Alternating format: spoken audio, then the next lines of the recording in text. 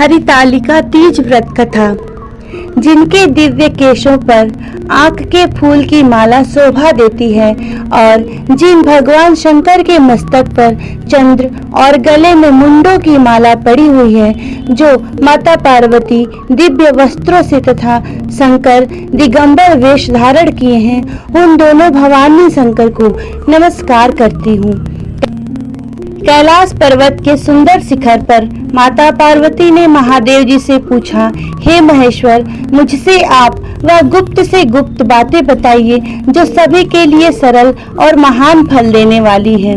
हे नाथ, यदि आप मुझसे प्रसन्न हैं तो आप मुझे दर्शन दें। हे जगन्नाथ, आप आदि मध्य और अंत रहित हैं। आपकी माया का कोई पार नहीं है। आपको मैंने किस भांति प्राप्त किया है? कौन से व्रत, तप या दान के पुण्य फल से आप मुझको वर के रूप में प्राप्त हुए हैं? महादेव जी बोले, हे देवी, मैं आपके सामने उस व्रत के बारे में कहता हूँ जो परम गुप्त है। जैसे तारागणों में चंद्रमा और ग्रहों में सूर्य, वर्णों में ब्राह्मण, देवताओं में गंगा, पुराणों में महाभारत, वेदों में शाम और इंद्रियों में मन श्रेष्ठ है, वैसे ही पुराण और वेद सब में इसका वर्णन आया है, जिनके प्रभाव से तुमको मेरा आधा आसन प्राप्त हुआ है। हे प्रिय, उसी का मैं तुमसे वर्णन करता हूँ। सुनो। भादो मास के शुक्ल पक्ष की हस्त नक्षत्र के दिन इस व्रत का अनुष्ठान मात्र करने से सभी पाप का नाश हो जाता है।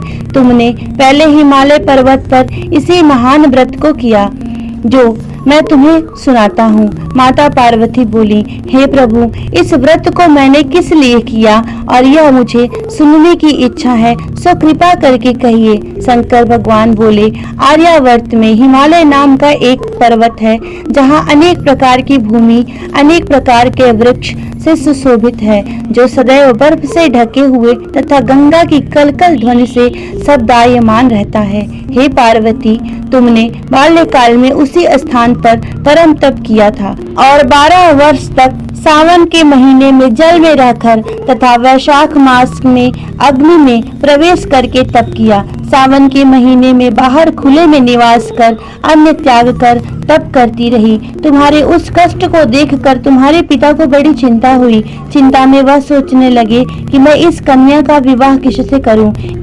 एक दिन नारद जी वहां आए और नारद जी ने तुम शैलपुत्री को देखा। तुम्हारे पिता हिमालय ने देवर्षि को अर्घ्यपाद्य आसन देकर सम्मान सहित बिठाया और कहा, हे मुनीश्वर, आपने यहाँ तक आने का कष्ट कैसे किया, हमें बताएं। नारद जी बोले, हे गिरिराज, मैं विष्णु भगवान का भेजा हुआ आया हूँ। तुम मेरी बात सुनो। अपनी कन्या को उत्तम वर को दान करो। ब्रह्मा, इंद्र, शिव आदि देवताओं में विष्णु भगवान के समान कोई भी उत्तम नहीं है, इसलिए मेरे मत से आप अपनी कन्या का दान भगवान विष्णु को ही दीजिए। हिमालय बोले, यदि भगवान वसुदेव स्वयं ही कन्या को ग्रहण करना चाहते हैं तो यह मेरे लिए गर्व की बात है, मैं उन्हें अवश्य ही दूंगा। हिमालय का आश्वासन सुनते ही देवर्षि नारद अंतर ध्यान हो गए और भगवान विष्णु के पास पहुँचे। नारद जी ने हाथ जोड़कर भगवान विष्णु से कहा, आपका विवाह कार्य निश्चित हो गया है।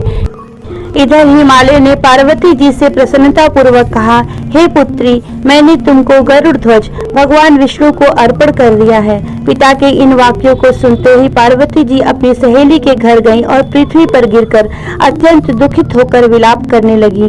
उनको विलाप करते हुए देखकर सखी बोली, हे देवी, तुम किस कारण से दुखी हो, मुझे बताओ, मैं तुम्हारी इच्छा को पूरी करूंगी। पार्वती बोली, हे सखी, सुन, मेरी जो मन की अभिलाषा है मैं सुनाती हूँ। मैं महादेव जी को वरण करना चाहती हूँ। मेरे इस कार्य को पिताजी ने बिगाड़ दिया है, इसलिए मैं निसंदेह इस शरीर का त्याग कर दूंगी। पार्वती के इन वचनों को सुनकर सखी ने कहा, हे देवी, तुम जिस वन को तुम्हारे पिता न देखे हो उस वन को चली जाओ। तब देवी पार्वती अपनी सखी का वचन सुनकर उस वन को चली गई। पिता हिमालय ने तुमको घर पर न पाकर सोचा कि मेरी पुत्री को कोई देव, दानव अथवा किन्नर हरण कर ले गया है, या उसे कोई सर्प ने काट लिया है, या कोई राक्षस ने मार डाला। इस प्रकार कहकर गिरिराज दुखित होकर ऐसे कांपने लगे जैसे तीव्र वायु के चलने पर कोई वृक्ष कांपता है। तत्पश्चात हे पार्वती, तुम्हें गिरिराज साथियों सहित घने जंगल को ढूंढने निकले।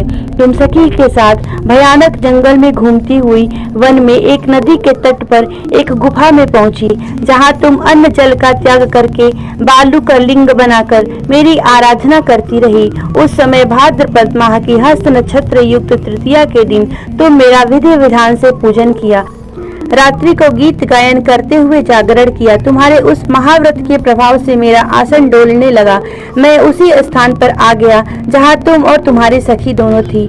मैंने आकर तुमसे कहा, हे वरानने, मैं तुमसे प्रसन्न हूँ, तुम मुझसे वरदान मांगो। तब तुमने कहा, हे देव, यदि आप मुझसे प्रसन्न हैं तो आप महादेव जी मेरे पति हों। मैं तथास्तु कहकर कैलाश पर्वत को चला गया और तुमने प्रभात होते ही उस बालू की प्रतिमा को नदी में विसर्जित कर दिया। हे सुबह, तुमने वहां पर अपनी सखी सहित व्रत का पारायण किया। इतने में तुम्हारे पिता हिमवान तुम्हें ढूंढते ढूंढते उसी वन को आ पहुँचे। उस समय उन्होंने नदी के तट पर 2 कन्याओं को देखा और तुम्हारे पास आ गए। तुम हृदय से लगाकर रोने लगे, बोले, बेटी, तुम इस सिंह व्याघ्रादि युक्त घने जंगल में क्यों चली आई? तुमने कहा, हे पिताजी, मैं पहले अपना शरीर शंकर जी को समर्पित कर दिया है, लेकिन आपने नारद जी को कुछ और बोल दिया है, इसलिए मैं महल से यहाँ चली आई। ऐसा सुनकर हिमवान ने तुमसे कहा, मैं तुम्हारी इच्छा के विरुद्ध यह कार्य नहीं करूँगा। तब वे तुम्हें लेकर घर आए और तुम्हारा विवाह मेरे साथ कर दिया। हे प्रिय, उसी व्रत के प्रभाव से तुमको मेरा अर्धासन प्राप्त हुआ है। इस व्रत राज को मैंने अभी तक किसी के सम्मुख वर्णन नहीं किया था। हे देव, अब यह बताइए कि इस व्रत का यह नाम क्यों पड़ा? तुमको सखी हरण करके ले गई थी, इसलिए इसका नाम हरितालिका पड़ा। पार्वती जी बोली, है स्वामी, आपने इस व्रत राज का नाम तो बता दिया, लेकिन मुझे इसकी विधि और फल भी बताइए। इसका करने से किसके फल की प्राप्ति होती है? तब भगवान शंकर बोले, सौभाग्य की इच्छा रखने वाली महिलाओं को यह व्रत पूरे विधि विधान के साथ करना चाहिए। ओम उमा महेश्वराय नमः।